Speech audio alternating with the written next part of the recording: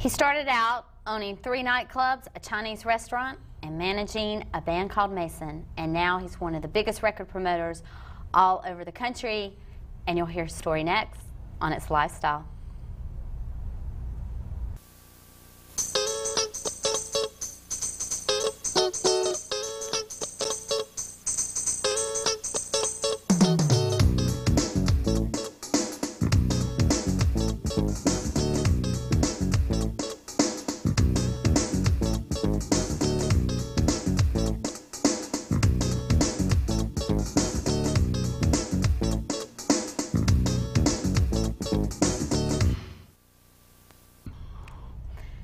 Hello, I'm Gina Woodham. Welcome to It's a Lifestyle, where we interview people with interesting careers and hobbies, which for my guests, it's more than a career, it becomes a lifestyle.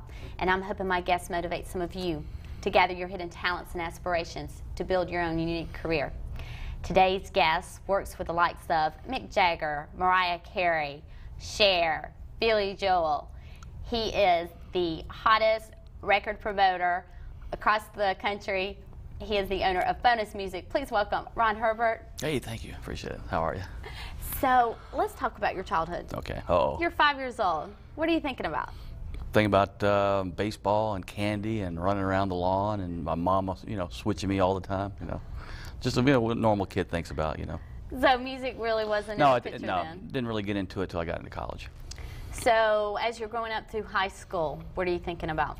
What's your focus? I played football, and I wanted to become a professional athlete, and so I just working out and trying to get. I was really small in high school, so I wanted to get big, and so I just started working out. And actually, you're 6'2". I'm 6'2" now, but I was only like 5'7", 5'8" then. Weighed like 170 pounds, and I went to Grady High School out of Atlanta. And I went to actually Woodward Academy. The very first year that Woodward Academy became Woodward Academy, my mother had sent me there. My father had passed away when I was real young, so I kind of had to grow up without a dad. So we moved in with my grandfather on Lenox Road in Atlanta. Yeah. So I'm actually a real native Atlantan. But like anything else, it was just more or less to play football and enjoy life, and didn't really think about it when you're in high school. You just kind of I always loved music though. I was always a big music fan, but never thought it would be my life. Never. And you went to college thinking you were going to be a pro football player. Right. I went to play football at University of South Carolina in Columbia, and wow, it was one of those kind of things where I got there and I'd gained 30 pounds and worked out real hard, and got to like 215, 220, and when I went to play, they ran us so hard. I had some asthma, and I had a problem with asthma. I had a hard time breathing, and actually this kid died right in front of me, on the football field, and that really freaked me out, and I ended up walking off that day and went to a bar to have a drink, and that's where my career started. So let's talk about that. Okay. Is that the point where, you talk about at 19 owning 3 bars? Yep. Chinese restaurant? At 19, I started owning 3 bars. By the time I was probably 21, 22, I had 3 bars. So what made you decide to get into the bar business? Well, I was, like I said, I was bummed out. They'd shaved my head, so I'm walking around campus with a little beanie cap on, with a shaved head, like not knowing what I'm going to do. I go into this bar called Don's down on Hardin Street down in Columbia, and met this guy named Don. Having a couple beers, and a lot of the football guys would come in, on the weekends and stuff. I made a lot of friends during that time, so I was just hanging out with my buddies, and all of a sudden, one day I was in the bar, and he mentioned that he was, he needed like 20 grand to pay some taxes off or something. So I called my mom and asked her if I could borrow some money, and she set me up. I took out a loan and bought half of the bar, and then he opened up another bar. He got in trouble again, bought the other half, that half from him. Then I ended up buying. And you didn't mind the fact that he was again, that was his part of it. Again, I wasn't running the bars at that point. I was like more or less letting him do all the, get it started kind of stuff, and I learned. I was so young. I didn't know anything about that part of it, and I remember just as things grew, we opened up a beer and wine store. Then I bought a Chinese restaurant. Why Chinese restaurant? Well, just because it was already a Chinese restaurant in there, and I bought the little building there. It was just an investment because it was right across the street from where the bar was. Now at this point, are you doing stuff like most business people do? Are you doing the due diligence? Are you finding out the profit? Absolutely. I learned a lot from that. In fact, during college, I never graduated. It's really weird because I left the last year because I'd become fairly successful. It's really weird when you have your professors coming into you, drinking at your bar. And then, one of the professors ended up getting kicked out of the bar, and of course, I ended up getting flunked. So that's one of the reasons I left. Because it was like I was already doing okay financially, and I had a club called The Other Place where I had this band called Mason. It was the first time I'd been exposed to real rock and roll music, and these guys were, hey Ron, let's go to California, man. We'll become big stars. You're our manager. This is like nothing compared to Hollywood. So. Now, what is your thinking? Here you are, you're owner of 3 bars, Chinese restaurant. That's a pretty busy lifestyle. Oh, absolutely. And then this band comes up to you and wants you to be their manager. What? Well, they were cocky and they were good. The people at the bars loved them, and so I was going off what people were telling me. Hey, Ron, these guys are great. They could be the next King Crimson. They could be the next Pink Floyd. What made you think that you could help them? I just because I was, 20-something years old and making good money and just, cocky. Not necessarily cocky, but just confident, that I could do whatever. Why couldn't I? I mean, I'd already done this. Why couldn't I go out into Hollywood and try something? So you have this wonderful story about how your first time in LA. Yeah, I'd never been to LA. I flew out there, and I remember, walking up and going like, "Where's a place where I can stay? I want to hang out where the rock and roll people hang out. I've just come here. I've got the bands coming across the country in my little beat up car. I had like a Lincoln Continental. They're towing all the equipment across, and I'm having to go set up a place for them to eventually live. So I go out, and so a cab driver tells me, well, I'll take you to the Continental Hidehouse. They called it the Ride House during those days. I didn't know at the time. But I walk in there, and this is like just, if you've ever seen the movie Almost Famous, they have a scene of this. And all these like hippie guys, I had long hair back in those days, and walking around, I'm going, wow, this is pretty cool. So I walk up, and I go, listen, I need a place to stay for a couple weeks. I need to find a house for this band. And, I'm going to have to find a house where we can rehearse and all that stuff. And so the guy goes, well, I'm sorry, sir, we're sold out. And I went, oh, wow, this is like the place I want to be, So a guy behind me, a little fat gentleman a little fat jolly guy from England, goes, he can have one of our rooms. I went, yeah, I'll take one of his rooms. And you got to remember, I'm dead tired, don't know anybody in Hollywood. So I said, okay, cool. So anyway, I said, I'll take his room. The guy said, okay. So anyway, he gives me a room key, and I go up to the 9th floor.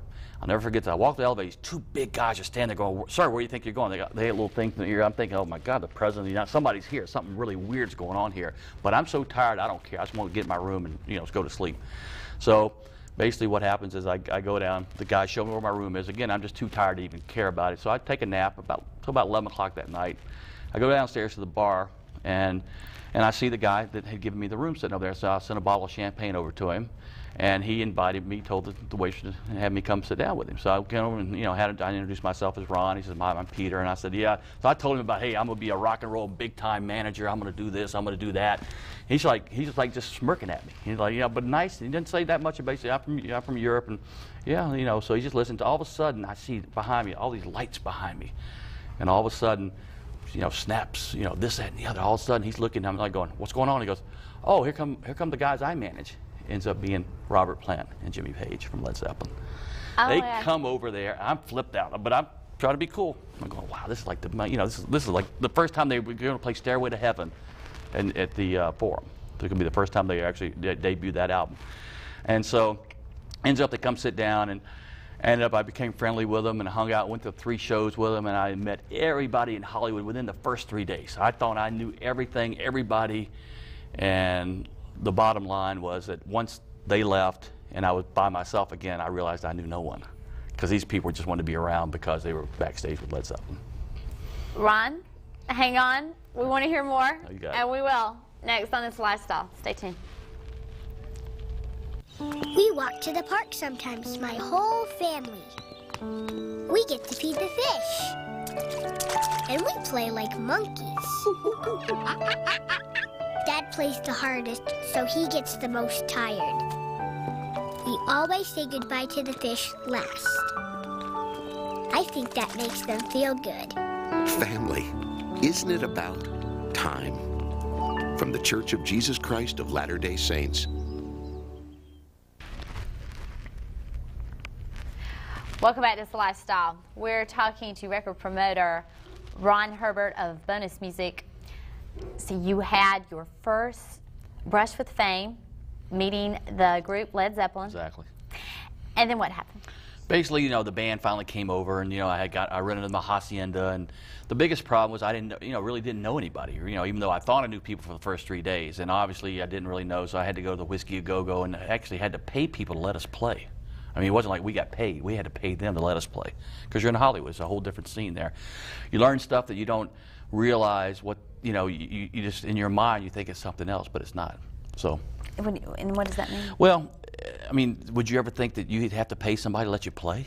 I mean, wouldn't you think that they'd pay you to play because you're giving a service? But because you're trying to get a record deal, you want to be seen by who, you know, where the people hang out. And the Whiskey Go Go was the place they hung out, so that's where I went. So ended up being the house band there. So at what point in managing this band, because I imagine you're still kind of feeling your way with it, did you figure this might be a career for you? Well, yeah, I mean, when I got to Hollywood, I really loved it. I mean, it was great. It was like, you know, I was struggling. I was supporting 8 people. You know, one of the guys' wives, you know, we sent her to French cooking school, and she cooked for, you know, like 10 of us, 12 of us every night. And I gave her like $8 to cook for us. And so I just knew I loved the lifestyle of it. It was fun. And you got to remember, I'm only in my 20s, and I'm still making money at my nightclubs. You know, so I kind of at least didn't have to worry about the money part of it, but I did, because I mean, obviously, down the road, you know, didn't work out. But you know, that's a nightclub thing. But so you came back from LA eventually. I eventually went back, and I found my clubs where obviously I let my friends run my night. I employed like 60 people, and I had 2 or 3 employees ended up ripping me off and didn't pay taxes. Next thing I knew, the IRS would put liens on the places, and of course they didn't come get them. They came to talk to me. You know, so I had to close all the places down, sell all the equipment, lost everything we had. Wow. Yeah. It was, so then it was just you and Mason. Me and Mason, right? And so at that point, we went to Virginia Beach, because at least they were, at that point we hadn't got a record deal yet. So after 5 years of trying, you know, I mean, we gave it 5 years, and we went to Virginia Beach and hung out there, and that's where I met another group called Snuff, and Mason ended up breaking up, but I finally did give him a record deal on Bearsville Records, which was Paul Butterfield, Foghat, and those guys, and we cut our first album, but never on Warner Brothers, and never got released. It was on Bearsville Warner Brothers. Just never now most people, 5 years, mm-hmm. they might give up. No, you can't. In the music business, you can't give up, because if you love it, if it's in your blood, you'll know it, and you won't give up. I refuse, even though I wasn't making any money at that point, I didn't have the income I was having before, I refused to give up, because I'm just not a person that ever gave up. I don't believe in giving up. But what about the industry made you want to stick it out? Well, just the fact that I was a dreamer. You know, I always thought it'd be great to stand on the stage and see 25,000 people clapping and just having a great time. That was my dream, was to be able to stand up on stage, manage a band that was playing in front of 20,000 people. And the only way you do that is by putting records out and by, you know, becoming, you know, somewhat famous. And so I had to stick with it until that happened, you know. So you managed bands for quite a few years. And you had, from then, you managed Snuff and Arrogance. Right. And so let's talk about that, and talk about some of your Well, you know, success. obviously, whenever a band doesn't happen, it's always the manager's fault. So it was always my fault, even though I supported everybody. It was always my fault. So I, you know, ended up banding another band called Snuff, got them 3 record deals, put out 3 albums with those guys. Had another group called Arrogance that I put out in 1980. Had Don Dixon in the band. Don ended up producing the first 2 R.E.M. albums after Arrogance broke up. But I always stayed with the bands until they broke up. I mean, I refused to leave. I'm one of those kind of guys, you have to like swat me off. You know, I just refused to give up until they gave up either on themselves or on the music. So. And that's a thought within itself. I mean, that's a lesson in itself. Oh, absolutely. I mean, you know, perseverance is everything. Anybody out there listening, please, just if you have a dream, stay with it, and don't ever give up on dreams. You know, and don't give up on people, because I gave up a lot on my friends in college that, you know, obviously kind of screwed me over, and I just, you know, I always was real upset with that, but I got over that pretty quick, because you got to realize in life that things, you know, you got to be on. Let me tell you what, to be in a good business, you got to be on top of it at all the time, especially in the club business. You can't let other people run your business. You have to run it yourself. Well, now, you manage bands, mm-hmm. and then at one point, you decided you were going to this radio convention. Right, and it's called the Bobby Poe Convention up in Washington, D.C. Now, what was transpiring at that point? Well, at the time, I just started working with Curb Records. Curb was one of the bands that had that group called Snuff that I was, you know, so Curb said, all right, Ron, you know what, you do a good job at what you do, so you want to work with Bachman Turner Overdrive. They just brought them back. They're trying to make a comeback. So I was on the road with them, and that had just gotten over. It was only like 6 months or whatever, and I just went up to the Bobby Poe Convention. It's known for a record convention where record people and radio people hang out. So I just wanted to get in the middle of it. So I ended up going up to Washington and met Jeff McCluskey in 1986. And he said, Ron, you know, I'm from Chicago, and I'm an independent record promoter. And I said, well, what does that mean? And he said, well, I'm the guy that, you know, helps get radio airplay. I worked for different record companies, and he just started like a year before that. So he said, "You want to be my Southern guy?" So I said, "Sure, I'll be your Southern guy." So I was his Southern guy. Now, and how did you just switch? It's almost well, because I guess I'd learned, you know, by managing different bands or whatever, that see how the best way to put this, that you couldn't always rely on making a lot of money managing bands. It's very, very hard. And Jeff was the first guy to offer me a real salary. Offered me $300 a week to start out, and that was a big lot. That was guaranteed money. I hadn't seen money since my young days. When I was like 19, all of a sudden I'm 34 years old, and I wasn't making any money. So he offered me $300 a week. I said, "Shoot, I'm there." You know, and so I learned from Jeff. He taught me, you know, the main thing with being a record promoter is just getting to know the radio stations, know their desires, their needs, getting to know the program director, know what kind of music he likes. Kind of similar to managing bands, Oh, because absolutely. you have to Absolutely. know the clubs and Exactly. You have to know what's going on in the clubs, know what the music was, and be responsible to your client, which the radio stations were our client, even though the record companies paid our bills. And some of the contacts, I guess the contacts you made over the years. Oh, really... I went out with Van Halen. I introduced Sammy Hagar, the girl he married. It was, I mean, it's just been, I've been amazed. I've been luckily enough out with Mick Jagger, and I remember I met John Belushi when I first went to New York, you know, back in the early Saturday Night Live days. So I was always been around celebrities. So that, to me, it was just cool hanging out with these people. It was just like anybody else. Let me tell you, they're the nicest people in the world when you get one-on-one, as long as they don't think you want anything from them. The day they think you want something from them is when they back off. So if you ever walk up to anybody while they're eating, just remember they're human, you know, and they're eating like you are, and you don't like to be, you know, bothered when you're eating. Ron, we want to hear more, and we will next on It's a Lifestyle. Stay tuned. I used to wonder, why would a Jew, a Christian, and a Muslim ever get together? Hello, hello. And then I finally got it. They had a lot more in common than donuts.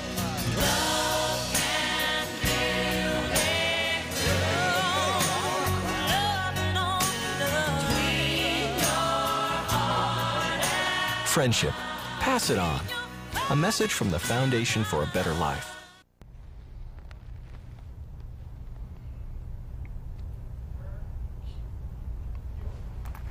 Welcome back to It's Lifestyle. We're talking to record promoter Ron Herbert with Bonus Music. So you're in a new arena. Mm-hmm. So what was your first taste of success with record promoting? I think probably out with, we did stuff with the Steel Wheels Tour, which was back in 1986 with the Stones, and that was obviously a huge successful thing. But as our company grew and we got more and more clients, we were able to bring our clients backstage to meet Mick Jagger and to meet these guys, and the record companies helped us set it up, and it was really a team effort. And it was great to see, you know, when you have a successful tour like that and you're backstage hanging out, you're getting the chance to meet and see, you know, my dreams were starting to come true, and all of a sudden our company became bigger and bigger and bigger, and it took us about probably 12 years, and Jeff became the largest record promoter in the country. So, you know, helped him with that. That's great. And let's talk about, there's got to be some kind of system or formula for promoting a record successfully. Well, the bottom line is you have to know in your mind what you think a hit is. Plus, you got to know the record company's 100% committed. They're going to put the resources there for you to take care of promotions and take care of whatever you need. So what does that, and what does that mean? Well, what does that entail? let's say you might have to give away 10 front row seats or whatever. You know, the radio station's got to have something to promote something. So let's say a new record comes out by the Stones, and of course you're usually going to get it right on the air anyway, but you might give away, you know, 10 front row seats to see the Stones. So you always want to have something for the public to make the radio station look good also. And usually the record companies supply us that, or the managers would, or whoever, we could get, we go whoever we have to go to, you know, to take care of business. Let's talk about some of the very first steps, though. First of all, I guess you have to build that relationship with the program director. Program directors, right? You have to know the program directors, and they got to trust you. And you know, when you come in and say, "Hey, man, I got a new hit record by this group," you know, our guy by the name of Seal, or Nelly Furtado, you know, is one of the newer ones we've done, and you know, and Alicia Keys, you know, and that kind of stuff. It's like, it's always exciting when the first new ones come out. It's exciting when you break that first record. And Sean Mullins here in Atlanta, I helped Sean, and it was great. 99X popped it. He went on to Columbia Records, and the record went #1 in the country. I saw him on Jay Leno. I mean, to me, that was exciting to see that, you know, because I was involved, you know, from the early steps of breaking it from Atlanta into Charlotte into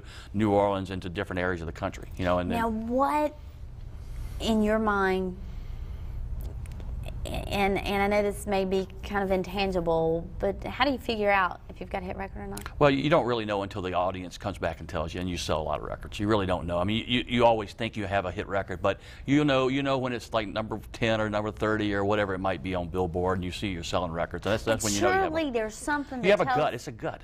It's all gut. It's all instinct. It's like, wow, this is something we really got to jump behind. Like Nelly Furtado, we got to jump behind this record. You know. But now, like, does the artist come up to you and they pretty much have to sell themselves to you? No, the record companies come to us and they lay out a plan and they involve us in their plan. And, have you ever had to say, you know, well, I don't think this is? I never had to. Jeff probably did. Yes, I mean, you know, Britney Spears came with her mom the first time to visit Jeff in Chicago. You know, here's Britney and her mom sitting in Chicago telling Jeff, "Hey, my daughter's going to be a star," and Jeff's going, "Sure, why not?" You know, and luckily enough, you know, it happened. How did that? Who knows? I mean, again, it's all about. I mean, did Jeff look at her and say? No, well, he listened to the music. He had a gut feeling about the music, you know, and so therefore, and then it just.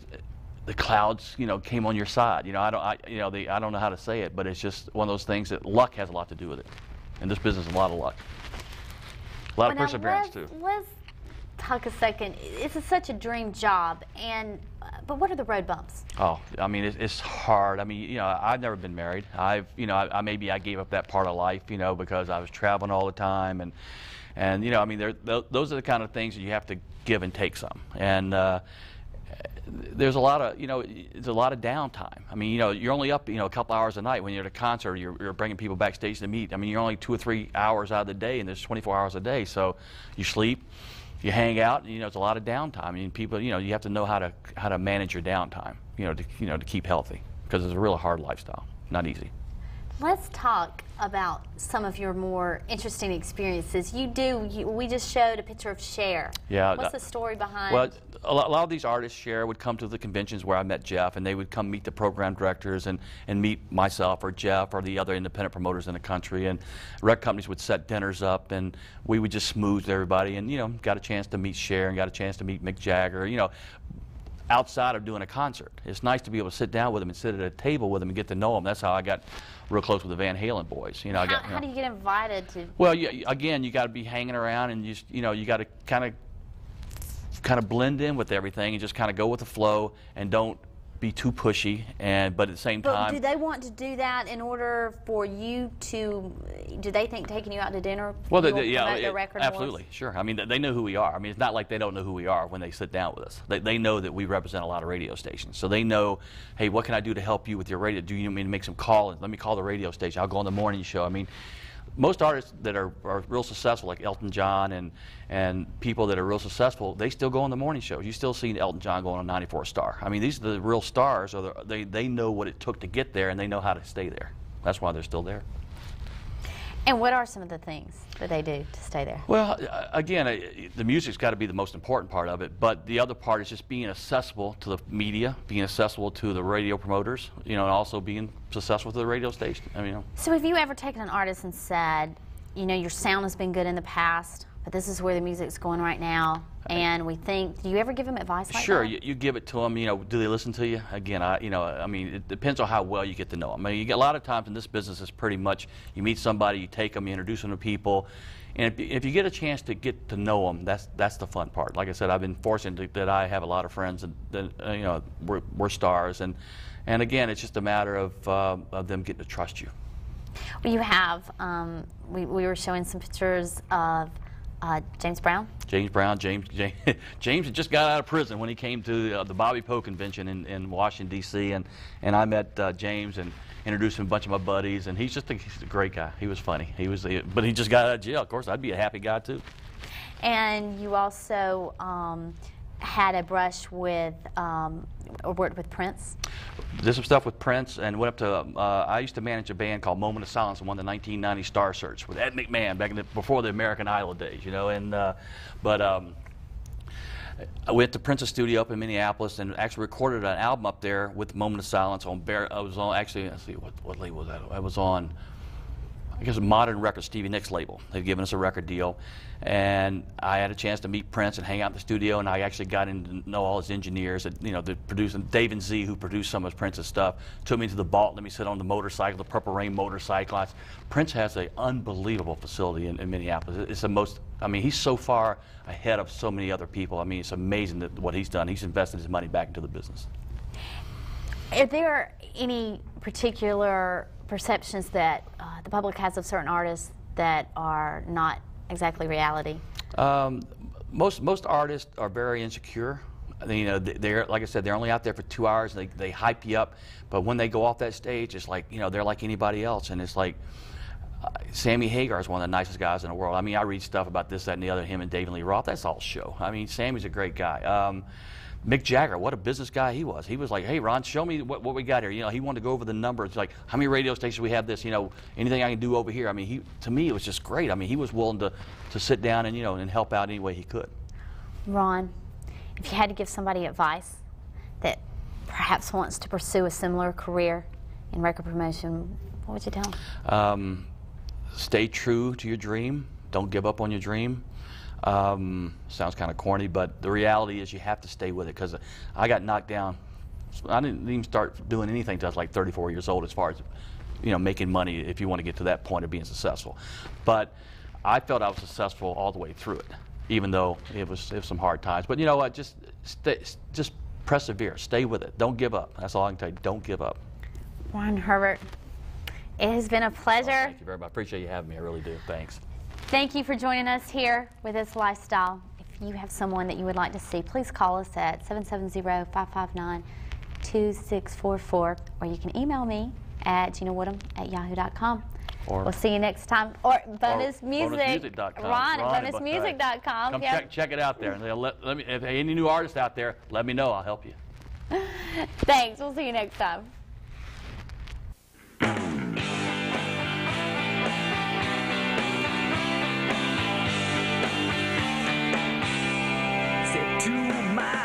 I'm a man, got a pocket full of money. Search in my mouth as my breath is kind of funky. I saw a hottie staring right at me. She kind of looked like the chick that did the video with Tommy Lee. Oh man, is she coming over? I get this show on the road, yeah, yeah. So where have I seen you before? Well, if you don't like that, well, I got about 20 more. I need a Mac, tickety daddy, take me out in this caddy. We can kick it till I break it on. I said it sounds like fun, but I ain't with it. But if you're a good boy, just let me hit it. You hold my hand, cause I ain't about a wham bam. Thank you, ma'am, I hope you understand that. I don't want Britney tonight. Summer, yeah, she's alright. I've seen Buffy and she don't slay me. Cause baby, you're just the type. Stay up and talk to all night. Would you be that star in my storybook life? In my storybook life. I drove her home when she was feeling kind of frisky. I told her nighty night, and then she asked if she could kiss me. She said, don't you want to spend the night? Well, then she bit me on the ear, felt like I was in a Tyson fight. Oh God, she's losing control now. So I said, I just want someone to hold, yeah.